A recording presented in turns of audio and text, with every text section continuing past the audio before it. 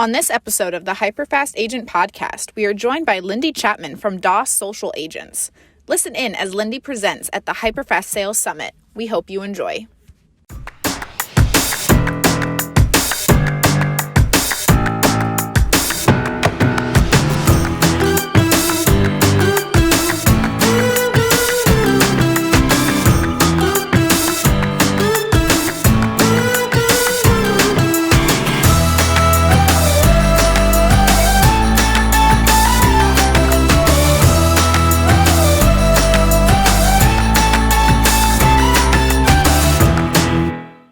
I have a little secret to tell you.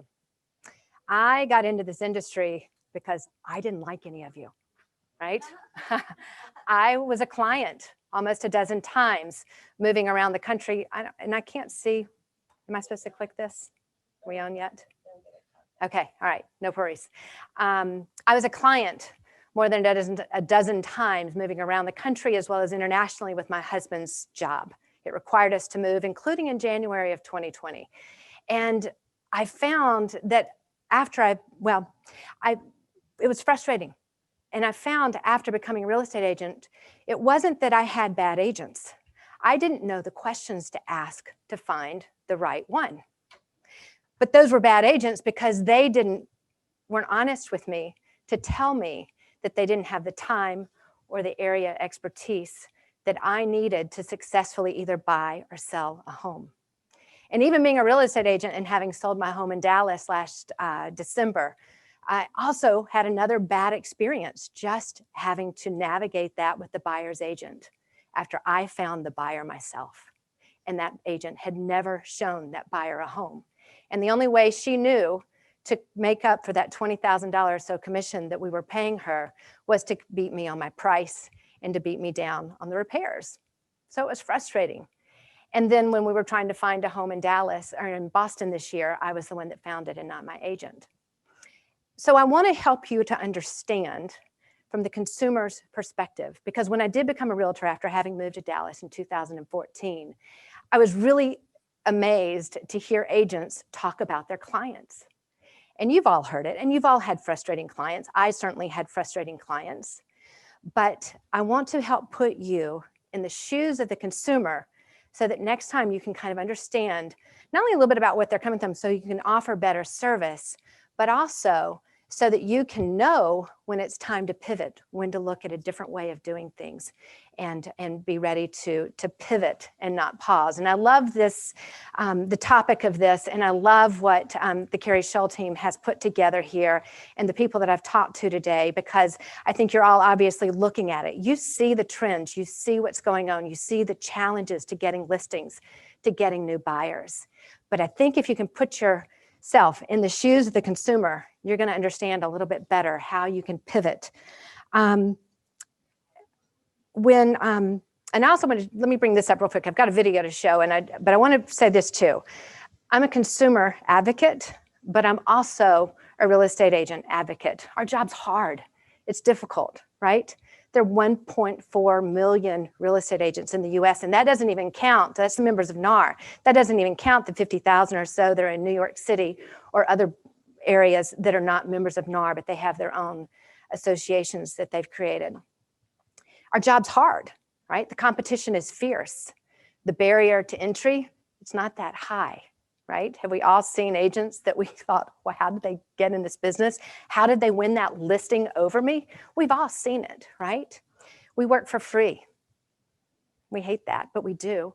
It takes more cold leads to get a warm one these days because of the competition. And because of that, sometimes we get overpaid to make up for the times we're underpaid. So you can imagine if you're frustrated, if I was frustrated as the realtor, you can only imagine how frustrated the consumer can be. So in thinking through this and my own frustration when I became a realtor and I was working and some of my own frustrations, we created a little video. And it's the consumer's dilemma. And it was kind of my husband's idea. And he actually plays, the guy that was going to play him that day, and it's just a bunch of my friends in Dallas, actually had to go to the hospital. And so I was like, you've got to play the part. We've got the coffee shop reserved. And it was your idea because here's a funny story. You probably won't appreciate me telling this. He told me one day, he goes, Lindy, Here's the thing. If something ever happens to you, I'm going to go into a coffee shop and I'm going to announce very loudly, I have a house to sell. And I thought that was brilliant. So take a look. See if you can put yourself in the consumer's shoes and just understand. And I'm going to explain a little bit more some other stories. Can y'all see it? Okay, go away.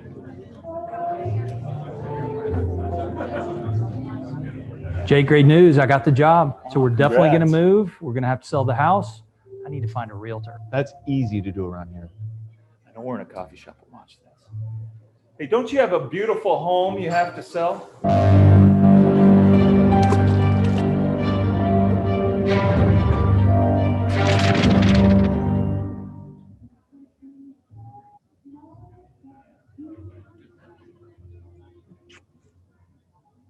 But you're a plumber.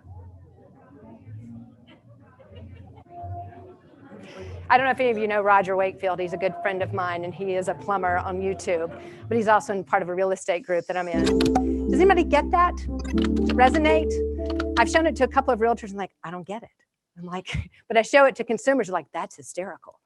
So, but that's the consumer's dilemma. How do you know what agent to trust? Is it the person that has the best branding? Is it the discount agent? Is it the 6% agent? Is it something in between? They don't know. And I think one of our jobs, and I'm with DOS Social Agents, it's a new company, and DOS Social Agents is designed to help the agents that are out there, the great agents out there, because we want you to be successful. And as Keri, I think, mentioned earlier, that 90% of new agents fail. We want the 10% that are great at what they do, that are passionate about what they do, that are doing it full time. We want to help them be successful. And we also want to help those agents that don't make it, because it's a hard business to make it in.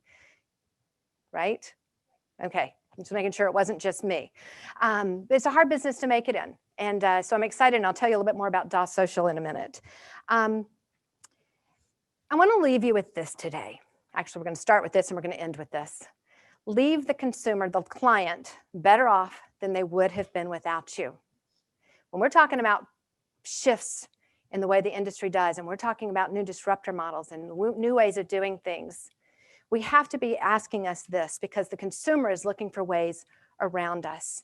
And we need to make sure that we are the best option that that client has. This industry is no longer one size fits all.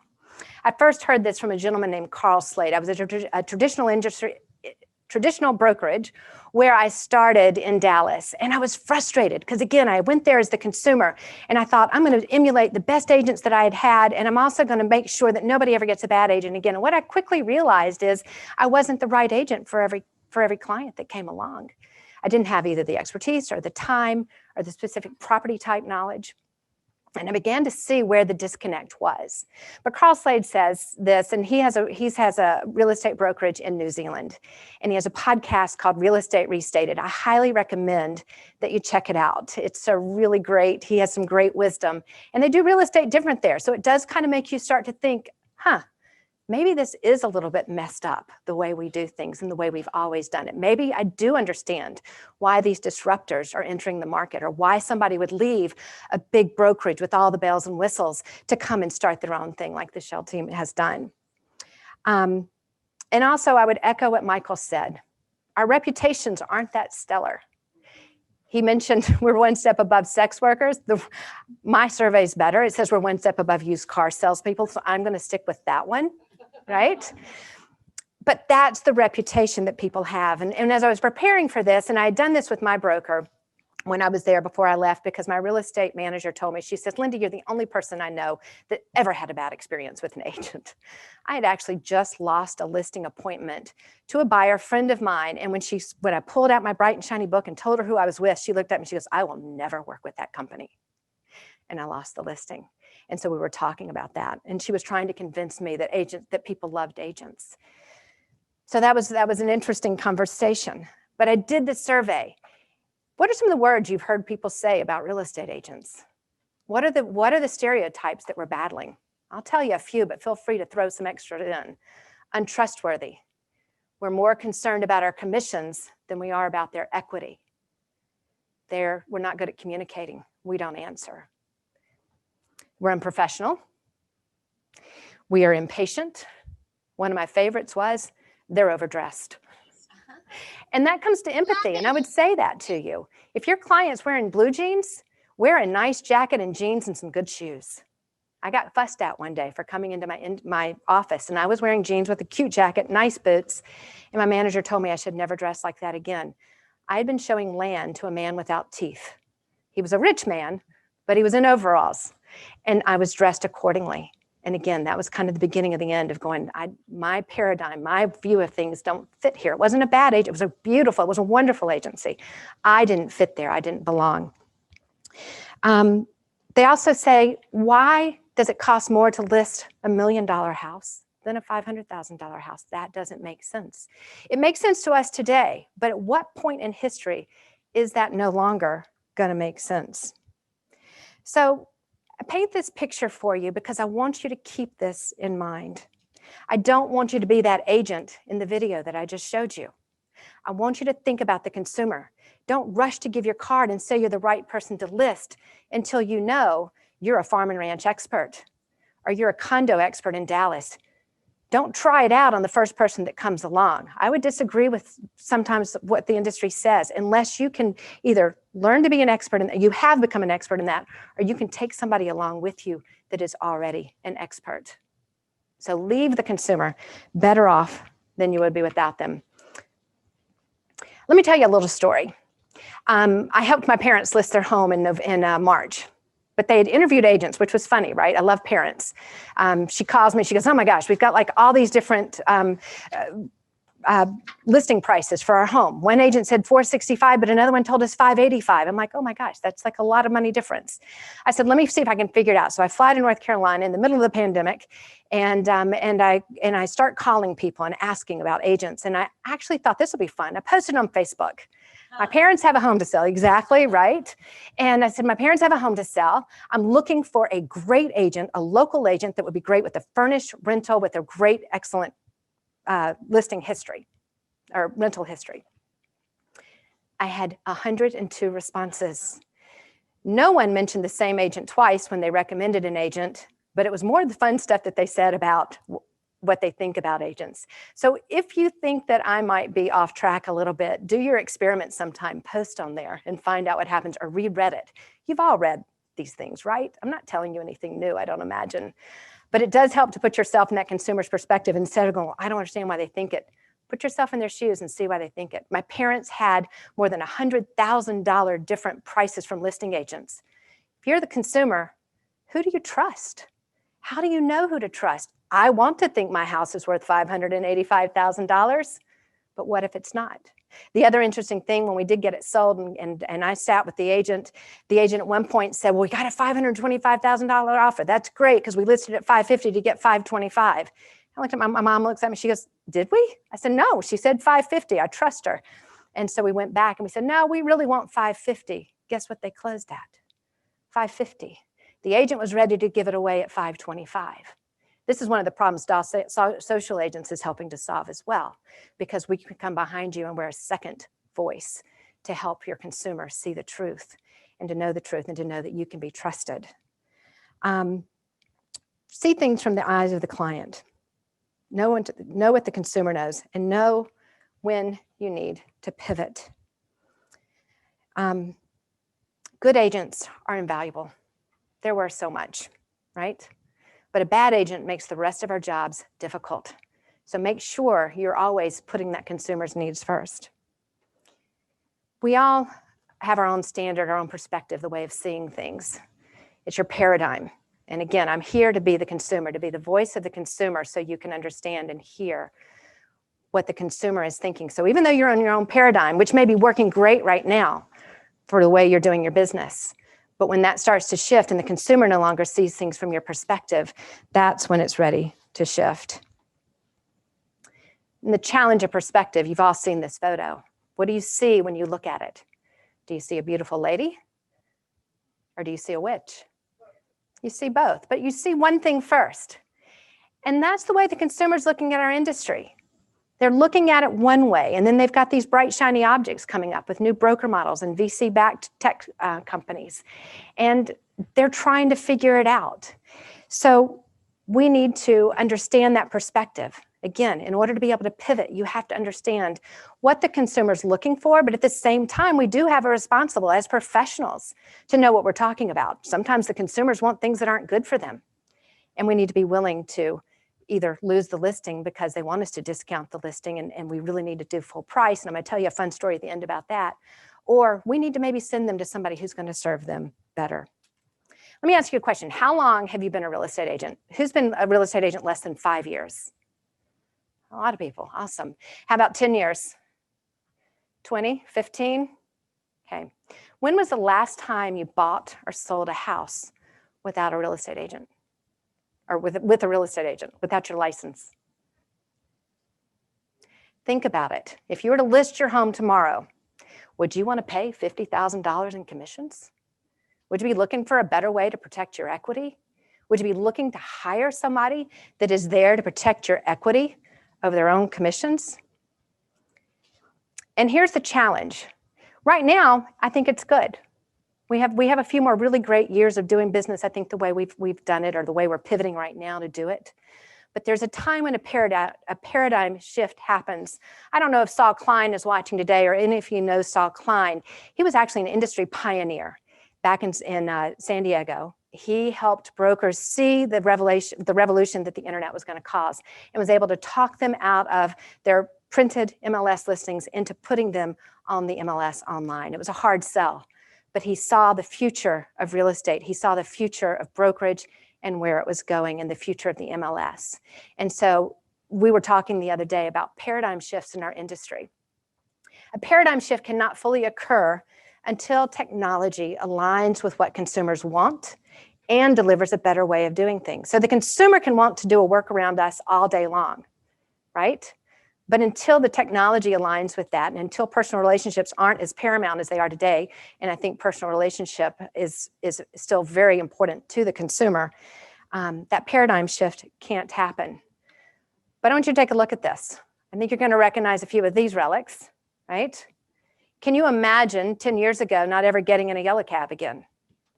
Or not going to Blockbuster to get your movies? Or using a film camera?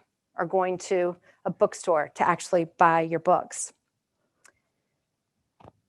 It's hard to imagine that only 10 years ago we were doing those things. Can you imagine in 2020 going to a bookstore to buy your books?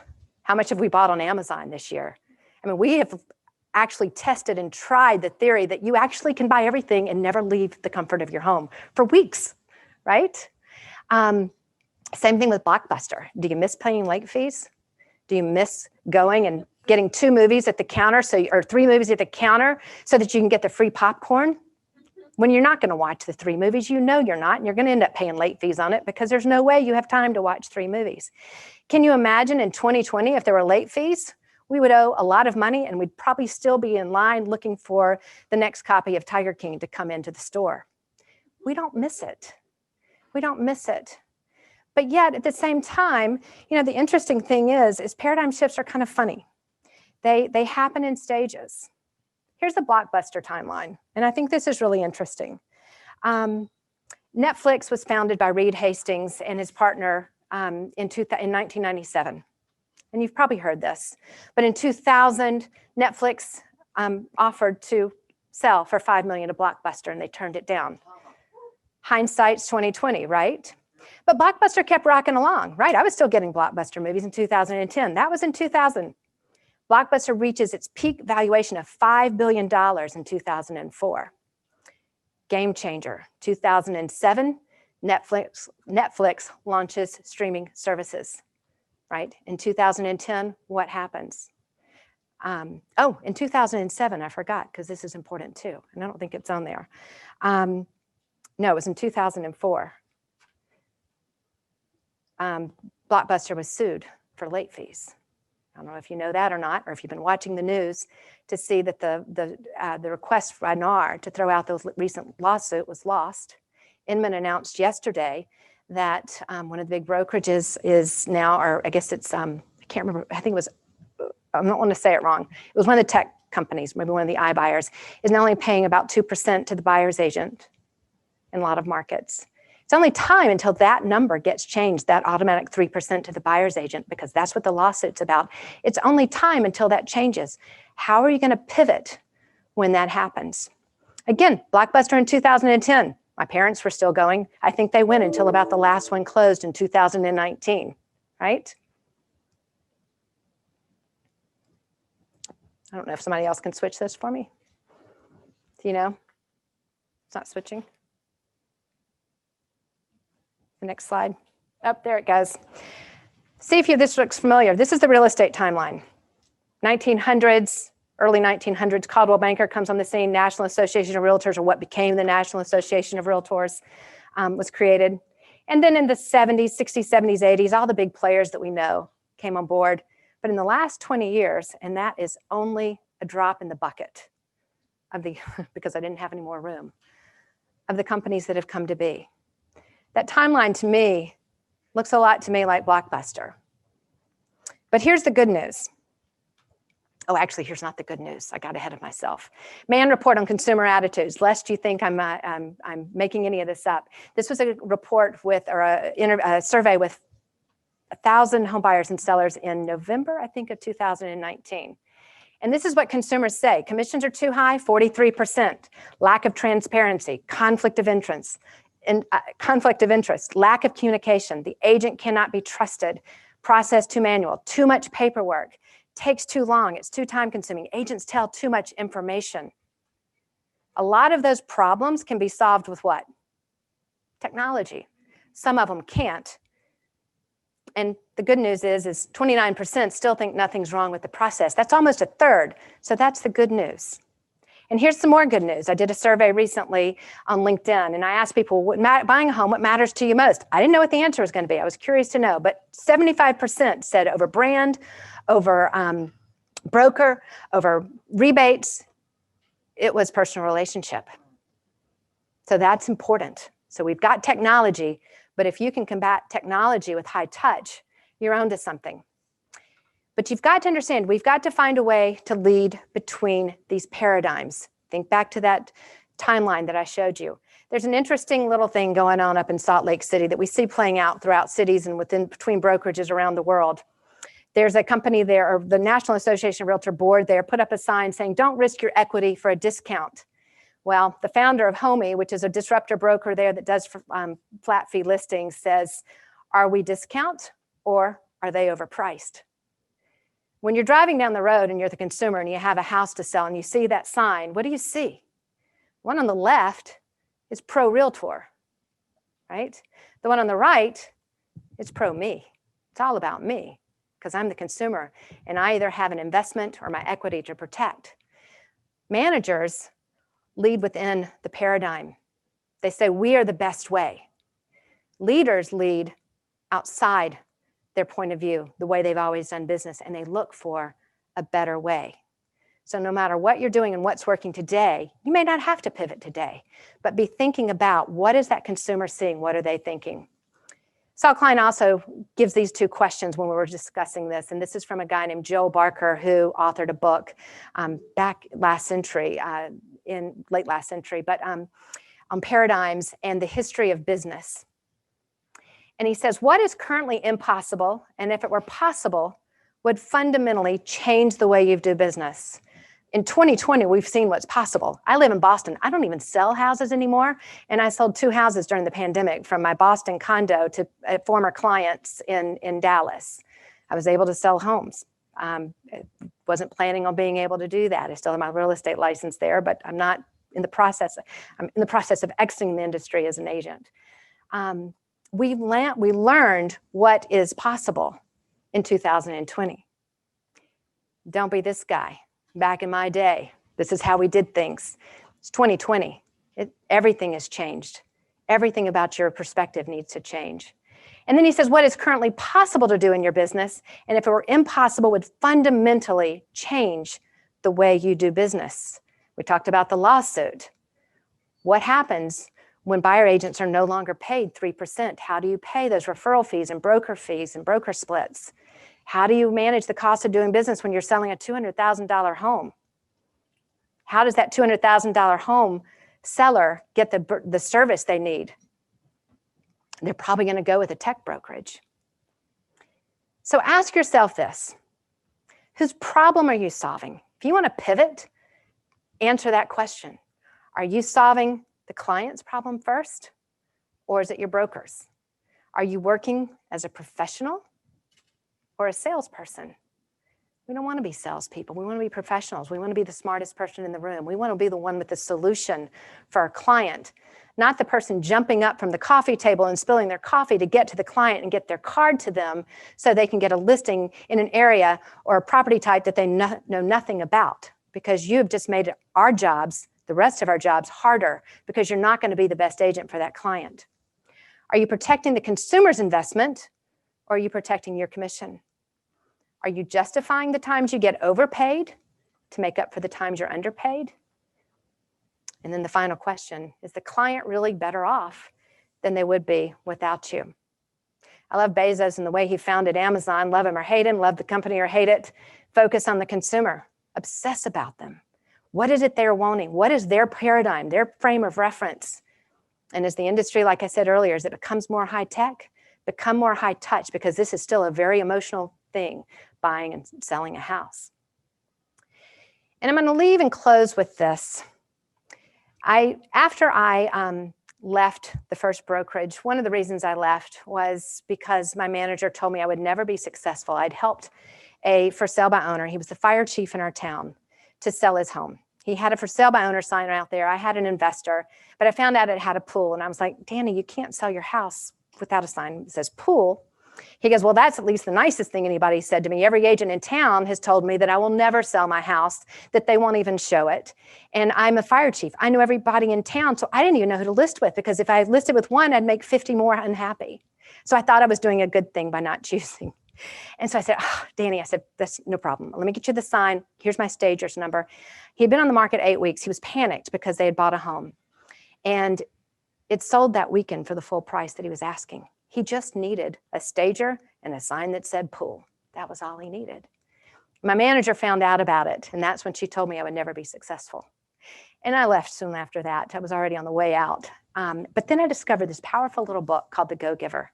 If y'all will leave me your business cards or come contact me and give me your business cards, I will put them in a little pot, and I've got a free book that I can give you if you've not read it before. But it's by Bob Berg and John David Mann, and it's called The Go-Giver. And I read the book, and I realized my paradigm, my business, the way I see business is a business philosophy and a successful one.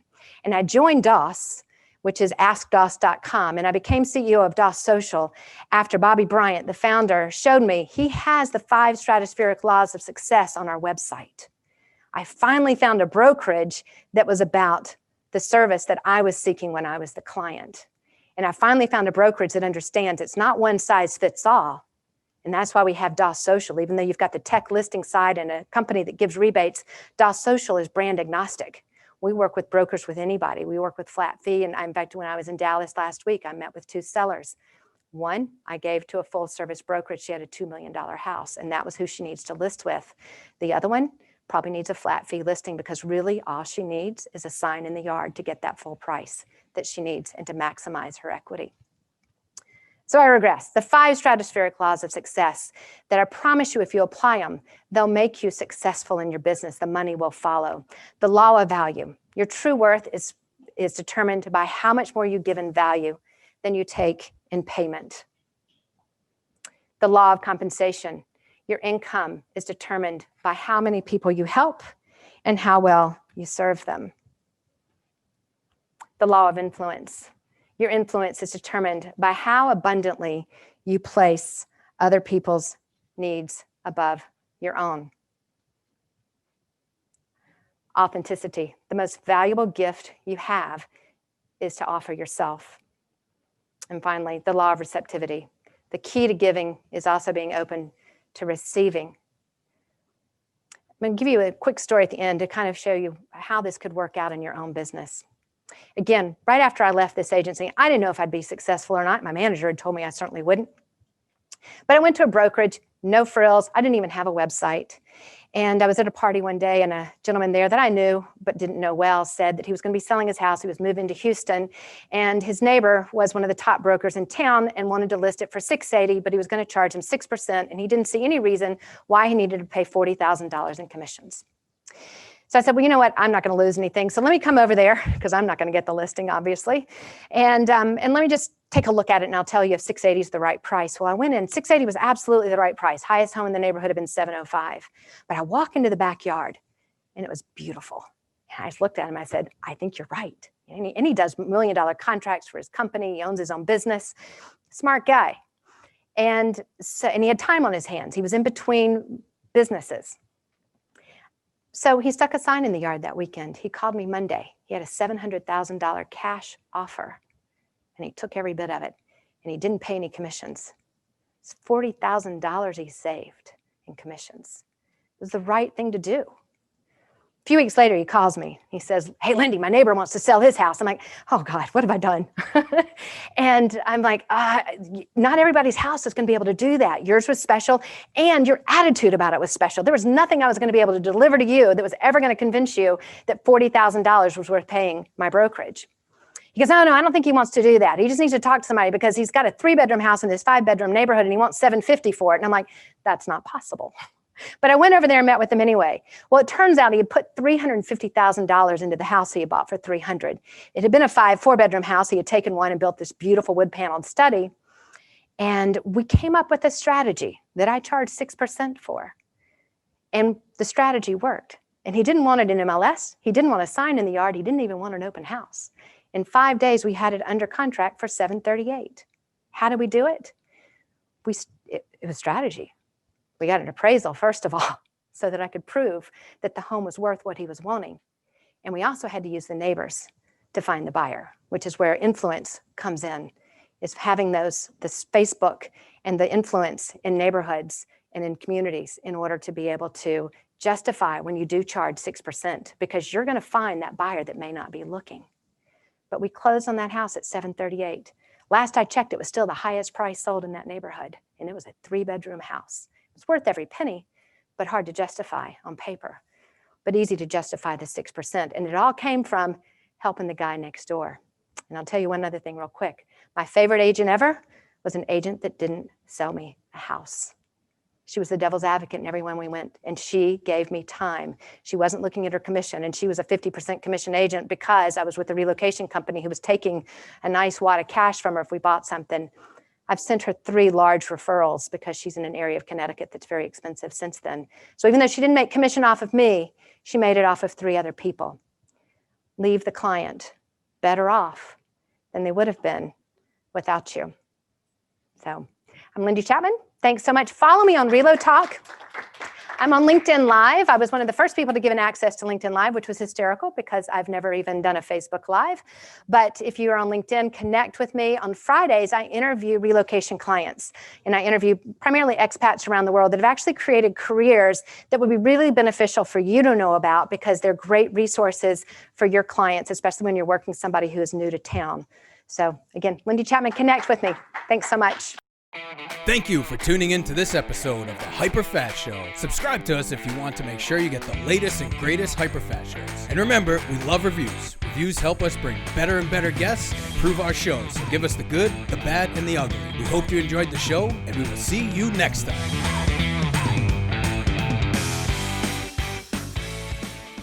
Thanks for staying to the end of our video. For more videos like this, click here.